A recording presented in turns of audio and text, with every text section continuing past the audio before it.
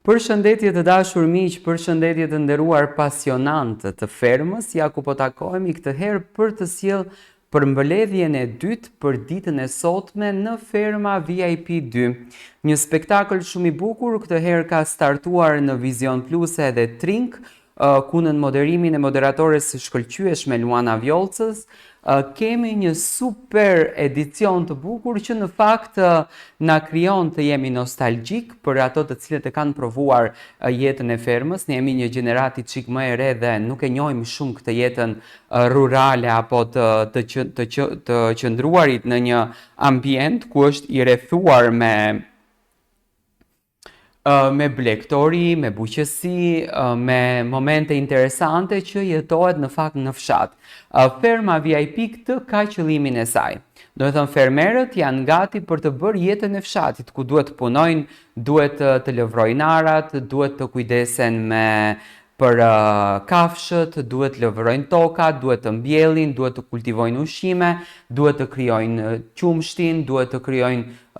gjalpin, djathin, do me thënë një jetë në fshat. Është interesante në fakt për banorët, sepse po e shikoj që e kanë marrë me shumë sportivitet, po kënaqen, po e shijojnë pafund. Ndoshta është edhe kjo fakti se të qenurit në fermë, do me thënë kanë shumë hapësirë të madhe në shtëpinë ku ato ndodhen dhe nuk janë të izoluar aq shumë siç është Big Brotheri, por unë kam bërë një kronologji të gjitha ngjarjeve, edhe pse akoma nuk kanë nisur diskutimet, me patjetër që do të nisin, sepse janë 100.000 euro në pyetje dhe për 100.000 euro do të hanë njëri tjetrin këto në ferma VIP. Akoma nuk kanë nisur emocionet e para, do ketë dashuriçka, do ketë puthje. Ndoshta do t'jenë si këto puthjet më përpara që bëshin pas mashne, i themi ne, nuk e di si i thoni ju, dhe në fakt duke ndenjur te lopa, duke u puthur mbusësh, diçka shumë interesante që ne kemi dëgjuar vetëm nga gjyshërit tanë që thonim iknim ne te mashnat, mjelim lopën dhe putheshim. Do thënë bëhet diçka shumë interesante që të kthen në nostalgji, të kthen në kujtimet viteve të bukura për kafshët.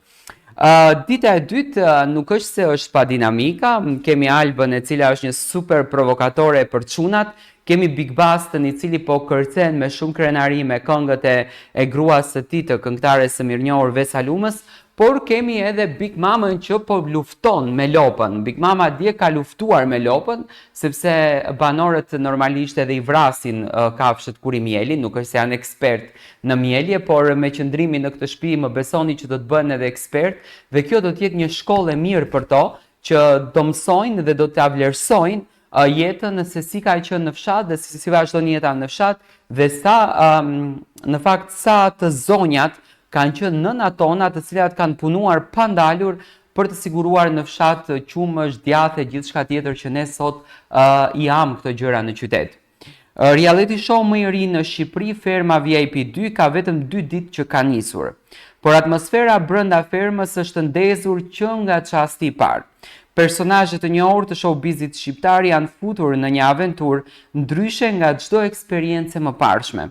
Të shkëputur nga jeta luksoze dhe ritmi i përditshëm urban, ata tashmë duhet të përballen me jetën e tyre në fshat, ku rregullat janë të qarta: puna, bashkimi dhe mbijetesa. Do me thënë, në fshat këto janë rregullat: puna,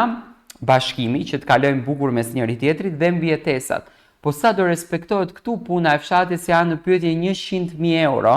100.000 euro janë në pyetje. Albano Bogdo, kryeplaku i fermës, kryeplaku i fshatit në këtë rast, sjell disiplinë dhe humor. Për të mbajtur rendin dhe disiplinën në fermë, Agai, se këtu nuk kemi vëllat madh, por kemi Again,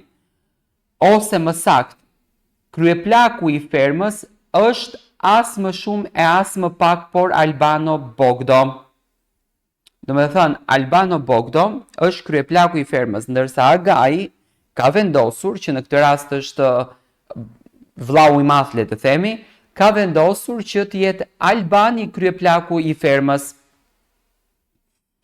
Me një përshkrim të pashoq, ai ka marrë përsipër ndarjen e detyrave mes fermerëve VIP, duke u siguruar që askush të mos i shmanget punës. Big Basta, i njohur për natyrën e tij të qetë, duket se po e merr me seriozitet jetën në fermë, ndërsa Andrea,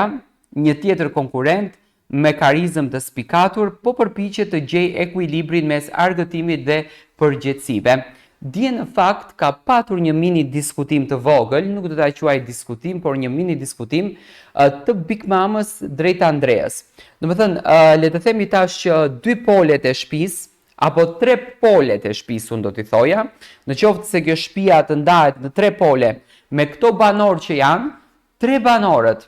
apo 4 banorët të cilët mund të bëjnë më shumë lojë nga kapaciteti që ato kanë dhe nga mënyra se si ato janë qasur në lojë, unë do ta theoja Andrean,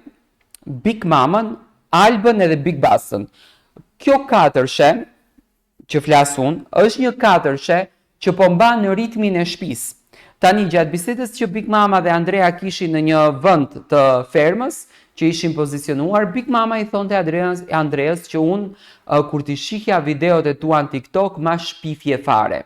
Domethënë është ky imazhi që disa njerëz krijojnë që fatkeqësisht ndodh që po ta shohësh të irriton, ndërsa Andrea edhe në TikTok, por edhe me qëndrimin në fermë, po tregon një njerëz shumë të dashur, po tregon një njerëz shumë paqësor, sepse Andrea vërtet ka arritur famën dhe është një personazh goxha i njohur në Shqipëri për komentimet që ka bërë për reality show, për Big Brother, për të gjitha ngjarjet, por mbi të gjitha është edhe një personazh i cili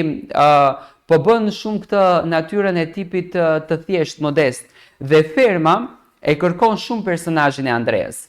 Realisht e kërkon shumë, sepse ferma e do një njeri të thjesht, një njeri të buzëqeshur, me humor, por ajo që mua më tërhoqi vëmendjen, domethënë është kjo freskia që kanë banorët, akoma nuk i marrin gjërat, se për shembull po të ishte në Big Brother, do të ishte përdorur kjo situata, si mundesh ti mua të më kesh inat, si mundesh ti mua unë të ta shpif këto, ti mua më uren, ti e ke personale me mua, domethënë do përdoresh te kjo situata shumë. Por në fermën e shoh që situatat merren me shumë sportivitet dhe nuk përdoren fare, ndoshta ndikon dhe ajri, ndikon dhe hapësira e madhe që kanë horizont për të parë etj, por mbi të gjitha, domethënë e morën me shumë modesti këtë gjën. Ndoshta Big Mama u munduaj që ta provokon situatën që të krijon një dinamik në shtëpi, domethënë e ka përdor pak strategjinë e saj, por nga Andrea u prit me shumë sportivitet. Por më momenti që sharak dhe më i klikuar në këtë fermë për këto 2 ditë ka qenë Big Mama dhe Lopa. Big Mama dhe Lopa kishin luftë mes njëra tjetrës. Por nuk do të ishte një fermë e vërtet pa ndonjë incident me kafshët. Ditën e djeshme, Big Mama, e cila po përpiqej të mësonte si të milte Lopën, hasi në një situatë të paparashikuar. Lopa, e cila nuk e priti mirë përpjekjen e saj të pasigurt, u acarua dhe filloi të bëj nami në stall, duke e bërë Big Mamën dhe disa nga fermerët të trëmben e të ikin me vrap. Një nga të pakta që i qëndroi e qetë dhe mori situatën nën kontroll ishte Frederik Ndoci, i rritur në fshat dhe me përvojën me kafshët, ai qetësoi Lopën dhe tregoi se ditë merret me situata të tilla me mjeshtëri. Frederiku edhe sot ka treguar që me gomarin, do me thënë që kishte një loj shumë të bukur, po argëton të gomarin, po loste, unë me thënë drejtën, s'kisha pa në herë gomar duke los, e pash sot për herë të parë, dhe ishte dhe Big Mama që mbrëm luftonte me Lopën, sepse për të kapur cicën e Lopës, do me thënë për të mjel, Big Mama ndoshta e vrau Lopën dhe Lopa u kall krejt, filloi të gjuan me shelma, ku di unë qa bënde aty po thente ato drasat, edhe Big Mama u trëm shumë. Por në të ardhë me Frederiku, do me thënë e mori Lopën me të mirë, edhe filloi ta qetëson, po unë besoj që banorët do ta kuptojnë se nga kjo që di unë, do me thënë që unë di që duhet flasësh me Lopën, duhet bësh muhabet, këtë duhet marrë mendimin tuaj, a do Lopa të bësh muhabet me të, edhe sepse e di që Gjesti dhe Jozi, të cilët ishin marrë me Lopë, me këtë murën, me Shega, kishte kjo Lopa emrin Big Brother, me Shegën, flisnin dhe bisedonin së bashku dhe Shega qante në shumicën e rasteve. Dhe besoj që dhe kjo Lopa te ferma do t'jetë një lopë që, do me thënë, është lopë e ndjeshme, është lopë kështu paqësore, në kuptimin paqësore, në kuptimin do me thënë qanë. Dhe këto banorët duhet merren me të. Por mbi të gjitha do ta shohim se si do t'jetë marrëdhënia Big Mamës me kafshët, sepse Lopa nuk e priti mirë Big Mamën dhe dje ka qenë një moment tepër qesharak që edhe publiku e ka prit shumë mirë. Dhe më pas e kemi ëmbëlsirën e shtëpisë, kemi Alba Pollozhanin, e cila provokon në të gjitha mënyrat në shtëpinë e fermës. Por në reality show, përveç punëve të fshatit, ka dhe lojra, provokime dhe tensione. Këtë rol duket se ka marrë përsipër Alba Pollozhani, e cila nuk humbi kohë për të ngacmuar të tjerët me sjelljet e saj. Sot në mëngjes, teksa ishte në tualet dhe po lahej, ajo po shfrytëzonte rastin për të bërë një vallëzim provokues, duke bërë që disa nga banorët të mbështesin me syt nga ajo. A është ky thjesht një moment loje apo Alba po luan një strategji për të tërhequr vëmendjen? Alba e ka nisur mëngjesin shumë nice. Po këndonte në tualet, po provokonte, tregon linjat e saj, në me thënë vishet e përbukur dhe si që duket, qëllimin Alba po arrije deri në fund, se që në ditën e parë kur Alba ka hyrë në ferm, edhe gjatë kohës kur Big Mama fillimisht u prezantua si opinioniste, por edhe më pas kur dy opinionistët në këtë rast që janë Zhaku edhe Castro Zizo, e pyesnin Albën se cili është qëllimi jot për në këtë ferm, Alba tha që unë kam hyrë në ferm për të gjetur një burr. Dhe besoj që Alba do të qaset interesante për të krijuar një lidhje. Unë jam shumë i bindur që Albën e shoh në një romancë në këtë fermën VIP, sepse të paktën Alba edhe për këtë gjë njihet jashtë sepse vjen nga përputhet, por personazhet e përputhen jo gjithmonë e kanë treguar këtë karakterin, ëh. Unë besoj që nga Alba do shohim një personazh shumë të dashur, një personazh shumë komik, shumë pozitiv, që në fakt në këtë spektakël edhe do të komentohet. Të premten është Prime i radhës, besoj që edhe do të komentohet shumë kjo pjesa. Dhe më pas se kemi si po ambientohen fermerët në jetën e tyre rurale. Ndërsa Nur dhe Ester janë dy banore që janë shijuar pafund me vozitjen e një traktori të vogël që po bënin domethënë gallatën në përferm. Është më e lezetshme se Big Brotheri, se ka shumë ambient dhe po mundoheshin që të shkojnë nga pozicioni ku ishin tek shtëpia ku ishin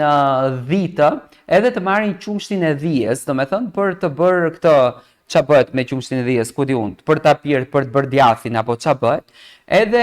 Ester dhe Nuri, imagjinoni të thëmë me thojnë të 1 metër që kanë VIP-t, të mjelësh dhije, normalisht nuk e mjel dot, dhe besoj që nga agaj do vje